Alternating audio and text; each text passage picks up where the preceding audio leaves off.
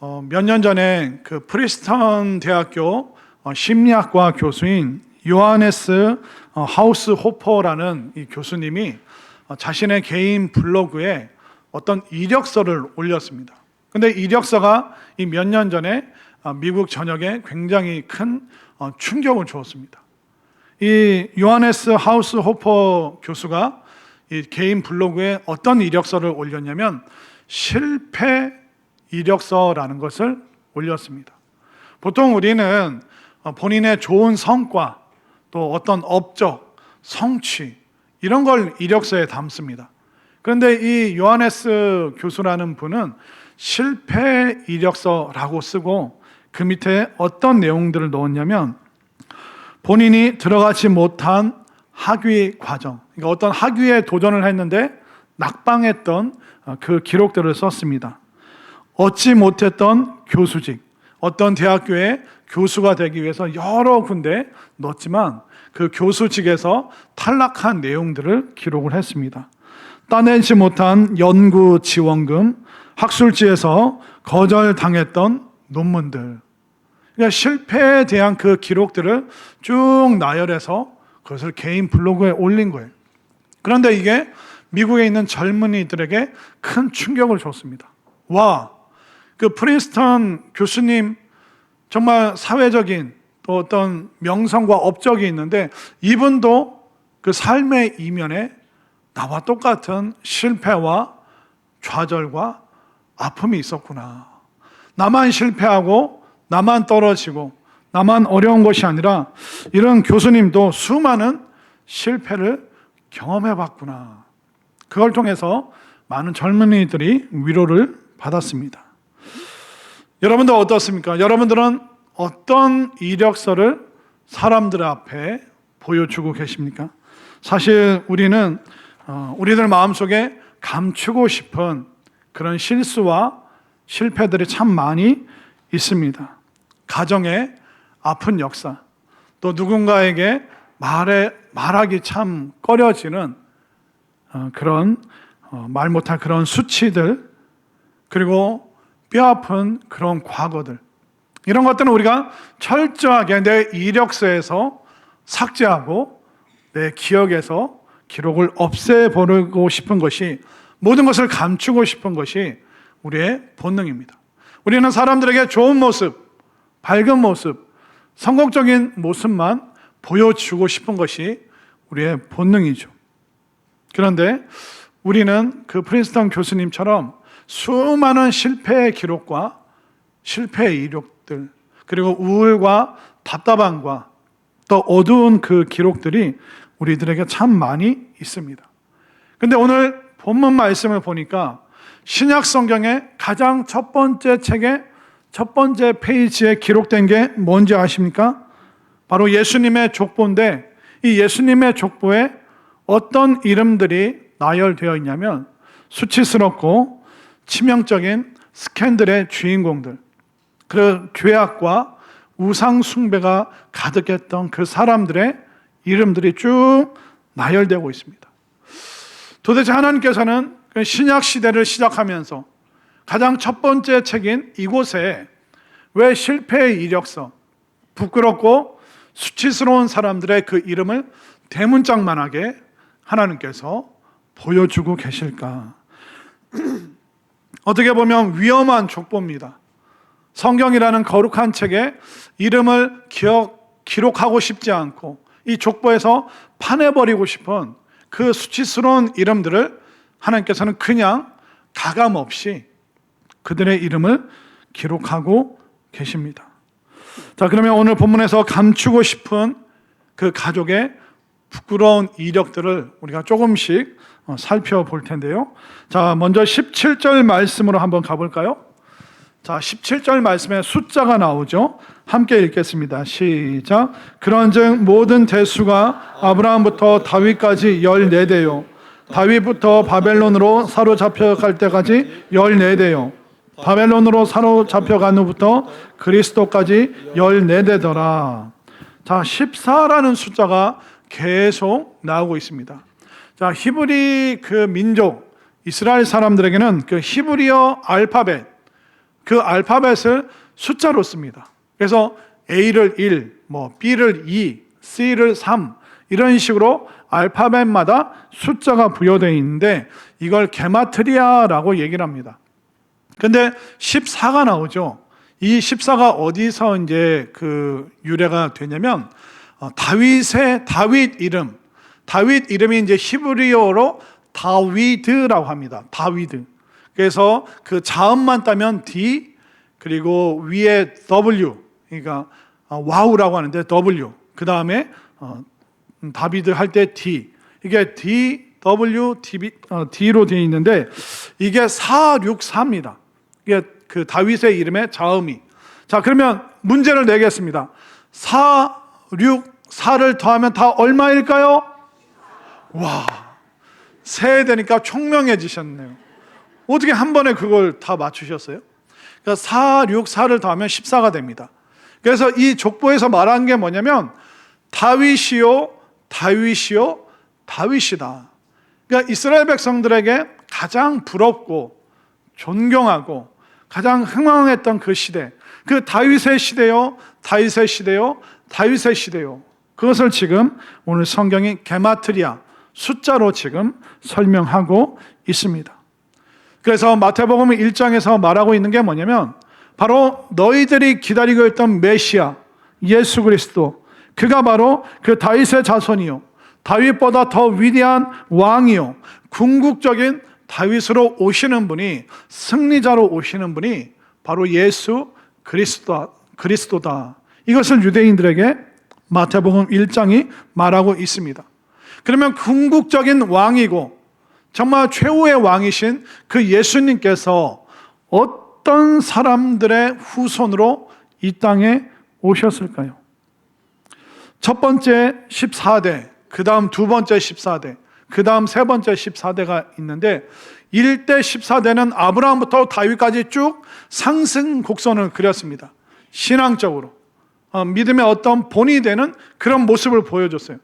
그런데 다윗 이후부터 두 번째 14대는 계속 추락하는, 곤두박질 치는 그 이름과 역사가 오늘 본문에 기록되어 있습니다.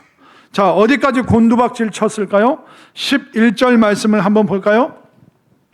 11절 말씀 시작. 바벨론으로 사로잡혀 갈 때 요시아는 여고냐와 그의 형제들을 낳으니라.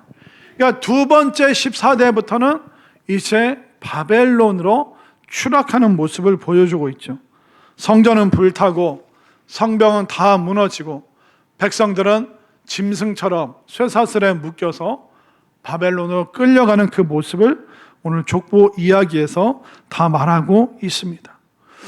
우리 인생도 그럴 때가 있지 않습니까? 다윗처럼 정말 하나님만 찬양하고 하나님만 예배하고 정말 말씀 들을 때마다 은혜가 충만했는데 어느 순간부터 신앙이 시들해지고 내가 꼭 예배 가야 되는가?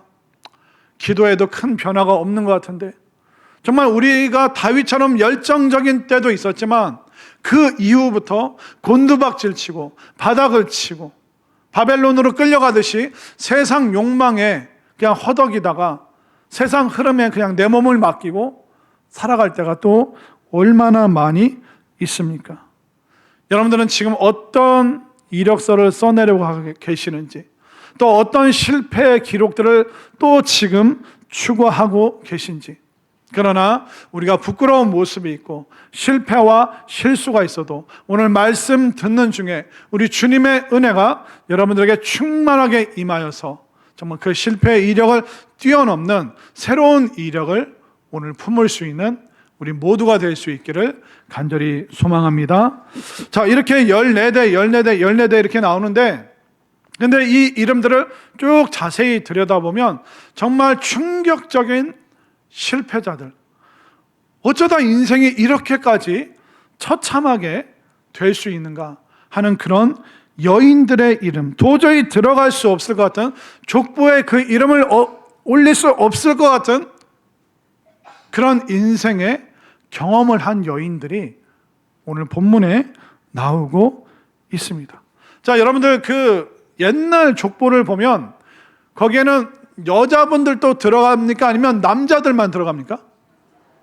옛날 족보에는 남자만 들어갔죠. 이스라엘 족보도 마찬가지입니다. 남성들의 어떤 우위가 있는 그런 사회에서는 항상 남성 중심적으로 살았죠. 그래서 옛날에 뭐 그런 말을 하자면 시집간 딸을 뭐라 그러니까 출가 외인, 결혼해서 우리 가문 밖을 벗어났다. 우리랑 상관없는 사람이다. 그래서 옛날 그 비석 뒷면을 보면 다 아들들의 이름이 있지 딸들은 거기에 이름을 넣지도 않았습니다. 지금 2026년을 사는 여자분들 축하드립니다. 너무나도 여러분들 축하를 드릴 수밖에 없습니다. 이스라엘의 족보에도 여성의 이름은 넣지 않아요. 근데 하나님께서 이 대문짝만한 이 족보에 부끄러운 여성들, 호적에서 파버리고 싶은 그 여인들의 이름을 그냥 넣고 있습니다.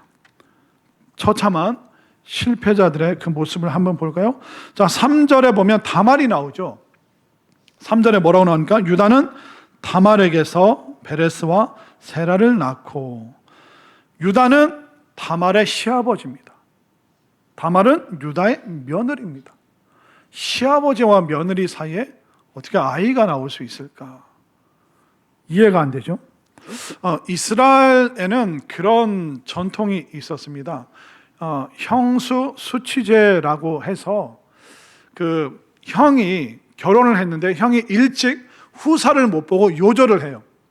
그러면 이 형수가 둘째나 셋째에게 다시 시집을 갑니다. 그리고 후사가 생기면 아이를 잉태하면 이제 따로 살게 되는 거예요. 왜 그렇게 하냐면 이 여인이 우리 집안에 시집을 왔는데, 그래서 우리 집안 사람이 됐는데 후손을 못 봤다. 그렇기 때문에 우리 집안의 후손을 이어가고 우리 집안의 유산을 받을 수 있도록, 상속받을 수 있도록, 그 큰형의 그 분깃을 받을 수 있도록 해주는 그 전통이 형수 수치제라고 얘기를 합니다. 그런데 이 다말이 첫째와 결혼을 했는데 이 첫째가 일찍 세상을 떠나게 됩니다.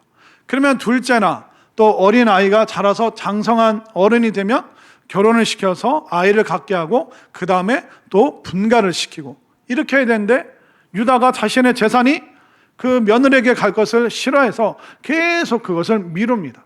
근데 이건 하나님의 율법을 어기게 되는 거예요. 그래서 다말이 이제 그것을 속이고 그 집안의 씨앗을 받아서 그 집안의 여인이 되고 또 후사를 이어가게 되는 내용이 바로 다말에 대한 이야기입니다. 그 다음에 또 직업적으로 부끄러운 여인이 또 나오고 있습니다. 5절을 보십시오. 5절을 보면 살몬은 라합에게서 보아스를 낳고, 라합이 누구냐면 여리고 성의 기생 라합입니다. 오늘날로 창녀라고 하죠. 인생의 밑바닥에서 자기 몸을 팔아서 생계를 이어갈 수밖에 없는 가장 하층민에 속하는 이 기생 라합이 지금 유대인의 족보에 나와 있습니다. 유대인이 아니에요. 근데 하나님께서 이 여인을 예수님의 족보에 딱 그냥 그 이름을 하나님께서 기록하고 계십니다. 그리고 저주받은 모압 땅의 여인 룻이 나오게 되죠. 5절 말씀을 다시 한번 볼까요? 5절 말씀에 보면 살몬은 라합에게서 보아스를 낳고 보아스는 룻에게서 오벳을 낳고, 이 룻이라는 여인이 이스라엘 사람도 아니고 모압 땅의 여인이었습니다. 시아버지와 시아주버님, 남편 다 잃고 어머니 나오미를 따라서 이방 여인이 유대인 땅에 들어왔는데 하나님께서 이 여인의 믿음을 보시고 예수님의 그 족보에 들어가게 하십니다. 그리고 불륜과 살인 스캔들의 그 틈바구니에 있었던 밧세바가 또 나오고 있죠. 6절 말씀을 보십시오. 이새는 다윗을 낳으니라. 다윗은 우리아의 아내에게서 솔로몬을 낳고, 밧세바라고 언급하지 않고 우리아의 아내라고 돌려서 말하고 있습니다. 다윗의 그 부끄러움을 살짝 마태가 변형을 시키고 있는 것이죠. 다윗은 밧세바의 불륜 사이에서 솔로몬을 낳게 됩니다. 어떻습니까? 이런 여인들이 이 자랑스러운 족보에 들어갈 수 있을까요? 그냥 못내 그냥 모른 척하고 그 이름을 뺄 수도 있잖아요. 그러나 하나님께서는 그 이름을 빼시지를 않습니다. 왜냐하면 그 남성들의 그 무책임함 때문에 그 실패와 좌절 가운데 있던 여인들, 그러나 하나님의 그 언약의 그 말씀을 목숨을 걸고 붙잡았던 그 여인들을 하나님께서 기억하시고 보호하시고 마침내 믿음으로 그 여인들의 언약을 지킨 그 여인들의 이름을 하나님께서는 부끄러워하시지 않고 당당하게 이 족보의 이름을 올려주고 계시는 것입니다. 근데 이 여인들 말고 더 충격적인 진짜 실패자들이 실패 이력서를 가진 사람들이 나옵니다. 10절로 가볼까요? 자, 10절 말씀 시작. 히스기야는 므낫세를 낳고 므낫세는 아몬을 낳고 아몬은 요시야를 낳고. 자, 히스기야의 아들 므낫세가 나오죠. 이 므낫세는요, 남유다 최악의 왕입니다. 아버지 히스기야가 만들어 놓은 그 부흥의 역사를 다 끊어버리고 없애버린 것이 그 아들 므낫세의 왕입니다. 그 아버지 때 다 헐어버렸던 그 산당들, 산에 있는 무당들이 점치는 그런 산당들을 다시 만들어낸 사람이 므낫세예요. 그리고 가나안 땅에 있었던 자신의 자식을 불에 던지는 끔찍한 인신 제사를 드리는 그 풍습을 다시 들여온 사람이 이 므낫세라는 왕이에요. 그리고 성경에 기록되지 않았지만 이스라엘의 전승에 의하면 이사야 선지자를 톱으로 켜서 죽인 사람이 므낫세라고 유대인들은 기록하고 있습니다. 너무 끔찍하지 않습니까? 우상 숭배하고 잔인하고 자식을 죽이고 어떻게 이런 사람이 예수님의 족보에 들어갈 수 있습니까? 막 살아도 아무 문제 없으니까 우리가 그렇게 질문할 수 있잖아요. 그런데 이 므낫세가 그 인생의 말년에 회개하고 돌이키고 반성하는 모습이 나옵니다. 역대하 33장 12절과 13절, 12절을 제가 13절 여러분들이 그가 환난을 당하여 그의 하나님 여호와께 간구하고 그의 조상들의 하나님 앞에 크게 겸손하여 기도하였으므로 하나님이 그의 기도를 받으시며 그의 간구를 들으시사 그가 예루살렘에 돌아와서 다시 왕에 앉게 하심에 므낫세가 그제서야 여호와께 하나님인 줄 알았더라. 이 므낫세가 말년에 바벨론으로 포로로 끌려갑니다. 그 감옥에서 처참한 시간들을 보내면서 하나님 앞에 다 회개하는 거예요. 내가 우상 숭배해서 나라를 망하게 했구나. 내가 산당을 무당들을 끌어들이고 주수를 따라가고 정말 내가 해서는 안 될 짓을 했구나. 그러니까 그 감옥 안에서 아주 통렬한 그 회개와 자백을 합니다. 그 하나님 앞에 철저하게 낮아집니다. 그랬더니 그 회개의 기도를 하나님께서 들으시고 생각지도 못하게 그가 포로에서 풀려나서 다시 왕위를 이어갈 수 있도록 말도 안 되는 그 은혜를 하나님께서 베풀어 주셨습니다. 최악의 왕이었고 최악의 범죄자였어요. 그러나 그 어떤 흉악한 죄인도 하나님께 돌아오고 회개하고 반성하고 돌이킨다면 용서하신다는 그 은혜의 깊이를 몸소 증명했기 때문에 하나님께서는 그 최악의 왕, 그 므낫세를 예수님의 그 족보의 이름에 기록하고 계시는 것입니다. 또 그 다음으로 아주 처절한 실패자가 11절에 나오고 있습니다. 11절 시작. 바벨론으로 잡혀갈 때 요시야는 여고냐와 그의 형제들을 낳으니라. 이 여고냐가 참 또 불쌍한 비운의 왕이에요.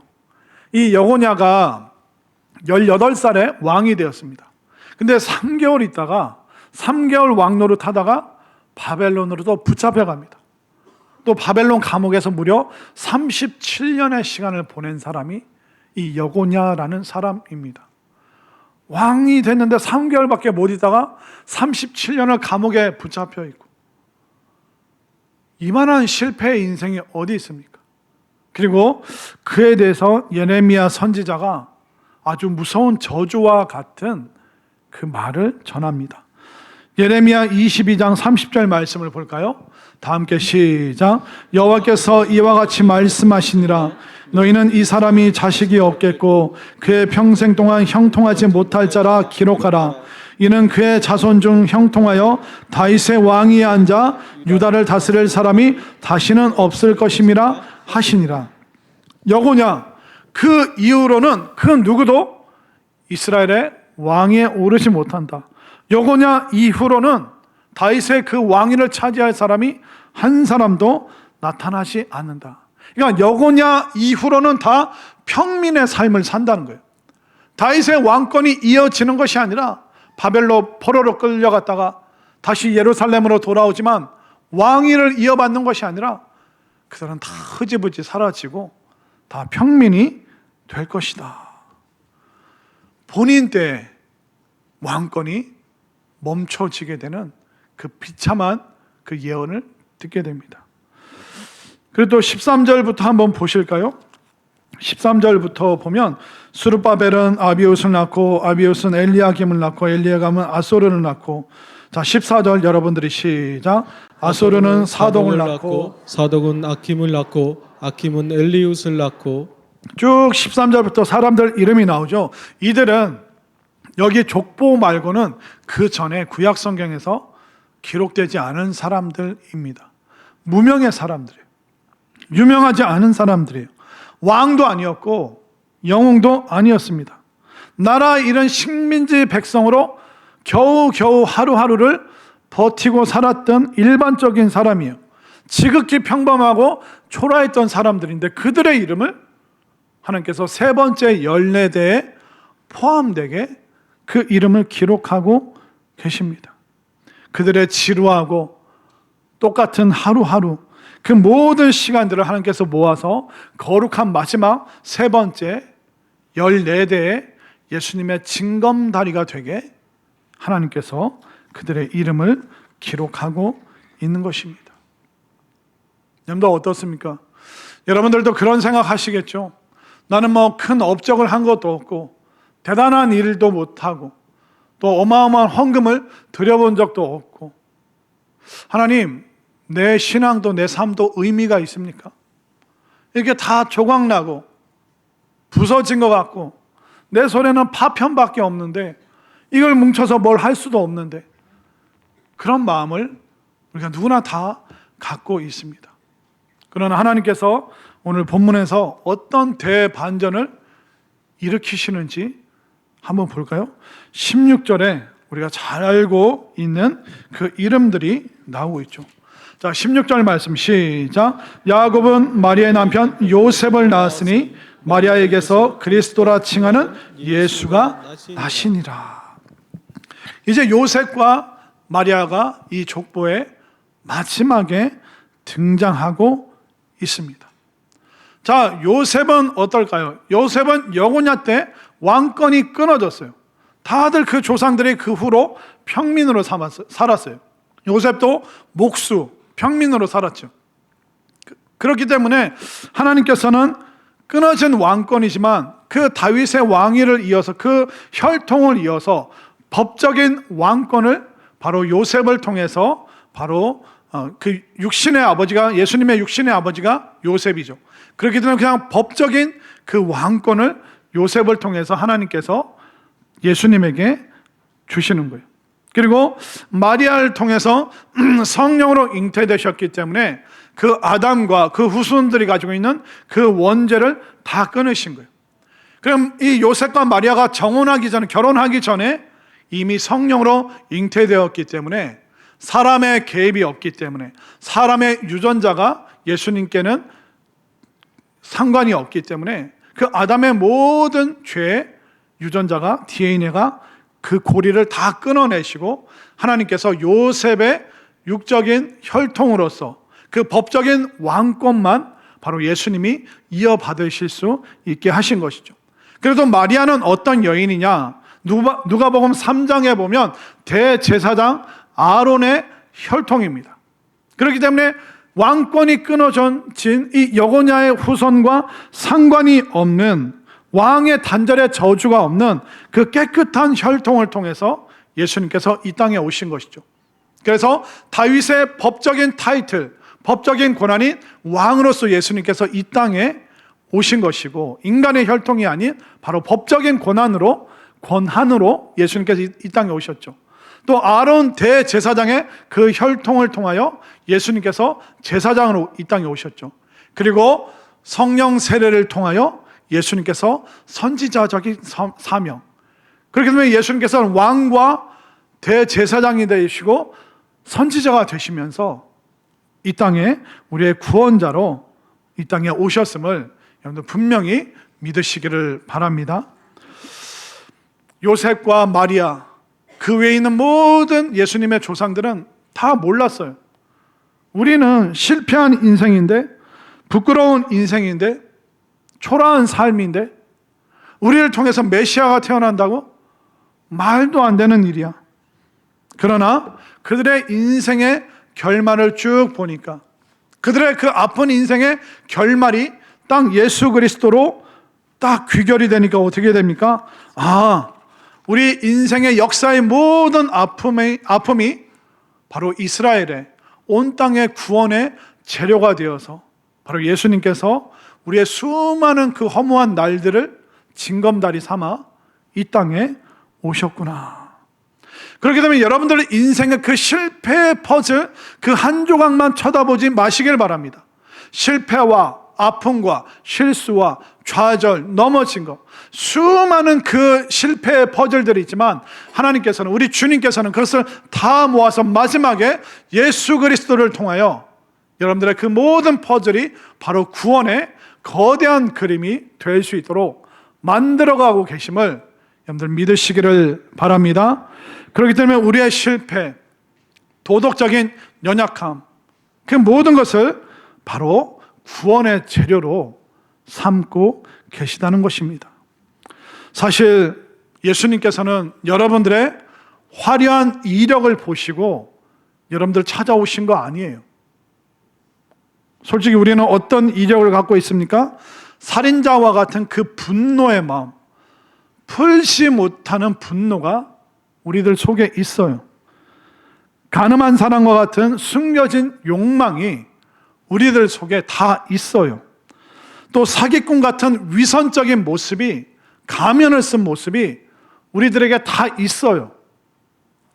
겁쟁이 같은 비겁함이 우리에게 다 있어요. 그런데도 예수님 뭐라고 말씀하십니까? 나는 너의 수치를 부끄러워하지 않는다. 나는 너의 가족이다. 내가 너의 새로운 이력서가 되어 줄 것이다. 너의 모든 아픔을 내가 구원과 축복의 재료로 만들 것이다. 이 예수님의 음성이 들려올 수 있게 되기를 바랍니다. 우리 다 부끄러운 과거 있잖아요. 실망스러운 그 이력들 얼마나 많습니까? 큰 성취도, 큰 업적도 없어요. 지나온 시간들 부끄러운 것밖에 없습니다. 그럼에도 불구하고 우리가 예수님을 믿을 수 있는 이유가 뭘까요? 다말이라는 그 부끄러운 여인이 이 족보에 들어가 있습니다. 기생 라합도 이 족보에 들어가 있어요. 이방 여인, 저주받은 땅, 모압 땅의 여인도 여기에 다 들어가 있습니다. 불륜과 살인의 스캔들의 중심에 있었던 밧세바도 이 이름에 여기에 들어가 있습니다. 므낫세, 여고냐, 무명의 수많은 사람들 이 족보에 다 들어가 있습니다. 여러분들의 그 이름이 바로 예수님의 족보에, 그 생명책에 여러분들의 이름이 기록되어 있음을 믿으시기를 바랍니다. 그렇기 때문에 우리가 가지고 있는 실패의 이력서, 이게 끝이 아니에요. 결국 결론은 예수님께서 내시는 거예요. 예수님께서 그 퍼즐의 마지막 조각을 맞춰 주신다는 것을 믿으시기를 바랍니다. 여러분들의 수치와 부끄러움, 예수님이 먼저 그 수치와 부끄러움 당하셨어요. 여러분들의 외로움과 허전함, 예수님 우리보다 먼저 그 모든 것을 당하셨습니다. 죽음과 이별과 사망, 예수님이 우리보다 먼저 다 겪으셨습니다. 무너지고 폐허가 된 인생, 예수님께서 새로운 시작을, 출발을 여러분들의 인생에 만들어 주실 것을 믿으시기를 바랍니다. 이리저리 꼬인 인생입니까? 예수님께서 성령의 말씀의 검으로 그 모든 꼬인 것 다 끊어주시고 여러분들이 새롭게 살아갈 수 있도록 인도해 주실 것을 믿으시기를 바랍니다.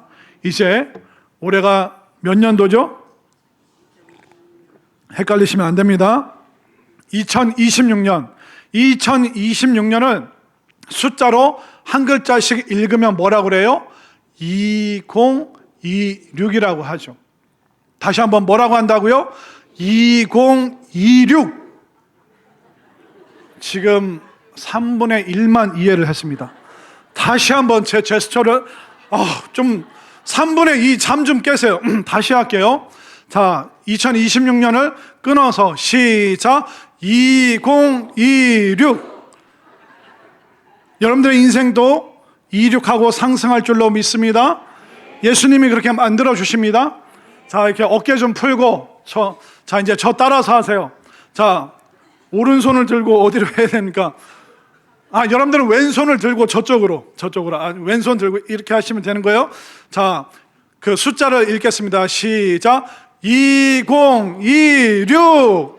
아멘인가요? 예, 올 한 해 부끄럽고 실패 이력서 많이 있지만 예수님께서 그 마지막 퍼즐을 맞춰 주실 거고 2026 올 한 해 예수님의 제자가 되고 또 세상을 향한 증인이 되어서 이력하고 상승하고 더 나아지는 삶을 살아갈 수 있는 우리 모두가 될 수 있기를 간절히 소망합니다.